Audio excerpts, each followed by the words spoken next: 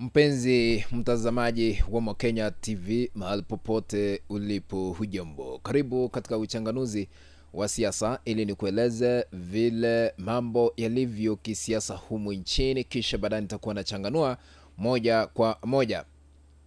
Mkuu wa mawaziri katika serikali ya Rais William Ruto Musalia Mudavadi, ambaye pia ni waziri wa masuala ya nchi za kigeni, ameweza kunguruma hatimaye. Ingawa hapa katikati tunaelewa na kuna pendekezo kwamba kiongozi wa chama cha ODM Raila Odinga atatwikwa jukumu la kuwa waziri mkuu katika taifa letu la Kenya, lakini hatimaye Musalia Mudavadi amenguruma, na ninaenda kusoma kile ambacho amezungumza yeye mwenyewe. Kabla nizame kuundani, naomba kushukuru wote ambao mnatazama hii kana mahali popote mlipo, muzidi kufunguliwa milango ya mibaraka. Kwa unyenyekevu tu na heshima kubwa, vile unaendelea kutazama hii kanda, naomba tu kwa heshima utupe like, a thumbs up katika kanda hii tunapoendelea kuileta kwenu. Na kwa wale ambao bado hawaja subscribe katika channel yetu ya Mokenya TV, kuna kitufe hapo chini kimeandikwa subscribe. Bonyeza hicho kitufe ili kuwa subscribed. Na kando yake kuna kengele, bonyeza kengele ili kupata kanda zote pindi tu tunapozungua katika mtandao huu wa Mokenya TV, maana utakuwa unapokeza notification ya kufahamisha kwa Mokenya TV ameweka kanda mpya ambayo inastahili kutazama. Sambaza hii kanda kwa moja ama mbili tatu katika mtandao wa WhatsApp na hata katika mtandao ule mwingine wa Facebook ili tuendelee kujulisha wengi zaidi. Na karibu tusonge mbele pamoja.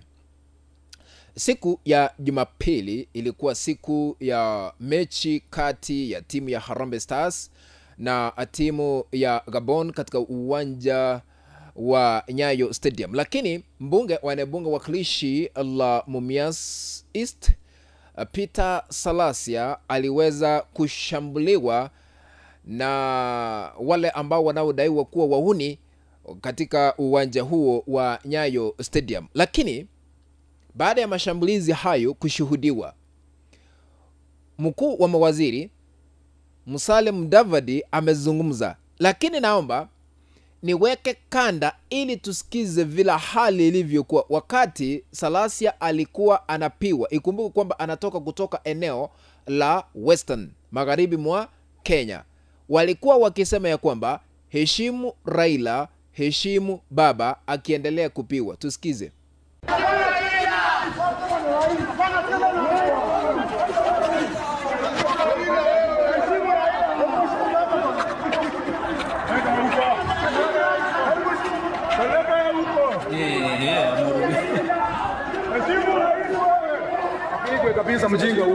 Umesikiza vile hali ilivyokuwa, na Peter Salasya akang'olewa kwa uwanja huku akishambuliwa kwa makofi makali. Now, Musalia Mudavadi ambaye ni mkuu wa mawaziri amesema hivi. Nataka kusoma kile ambacho amekisema, kisha baadaye nitakuwa nachanganua kwa undani. Musalia Mudavadi, na yanukuu matamshi yake: "What happened to Honorable Peter Salasya at Nyayo Stadium today is unfortunate. Political intolerance undermines the very foundation of our democracy, which relies on the ability to engage with differing views." Sasa vile Musalia Mudavadi amesema jambo hilo sio la kiheshima, na hatuna Kenya ingine ila tu tuheshimiane.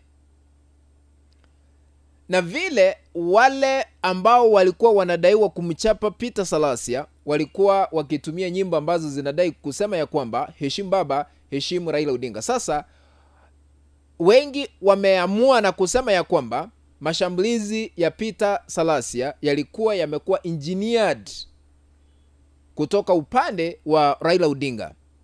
I want to put this into perspective so that we can understand why Peter Salasya was chased away from Nyayo Stadium.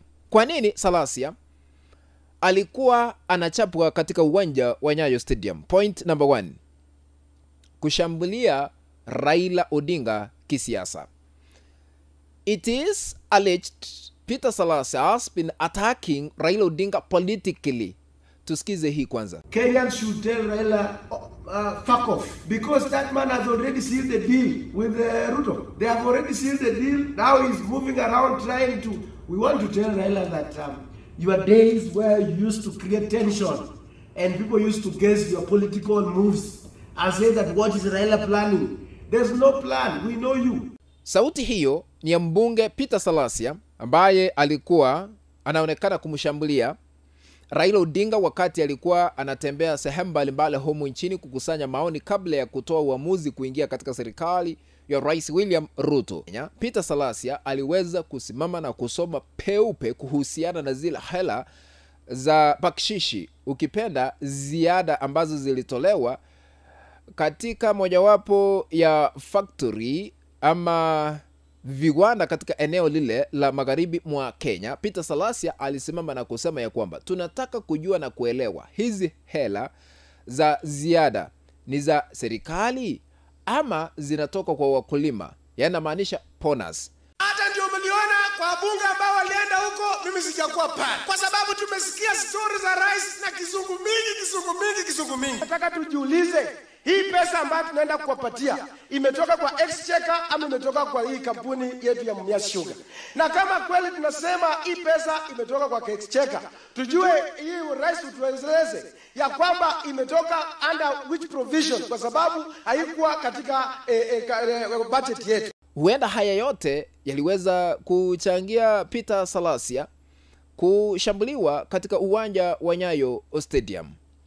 Lakini kuna madai ambayo tumeshuhudia katika mitandao ya kijamii kwamba kuna jamaa mmoja kwa jina Gaucho ambaye anadaiwa kupanga hiyo njama na hapo mapema. Lakini hayo yote, kile ambacho tunastahili kuwa nacho ni heshima. Tunastahili kudumisha amani na kuhakikisha ya kwamba Kenya inasonga mbele kimaendeleo, kiuchumi, na tuwe na umoja na upendo ili tufike mahali ambapo tulikuwa tunatarajia kufika kama wa Kenya. What do you think?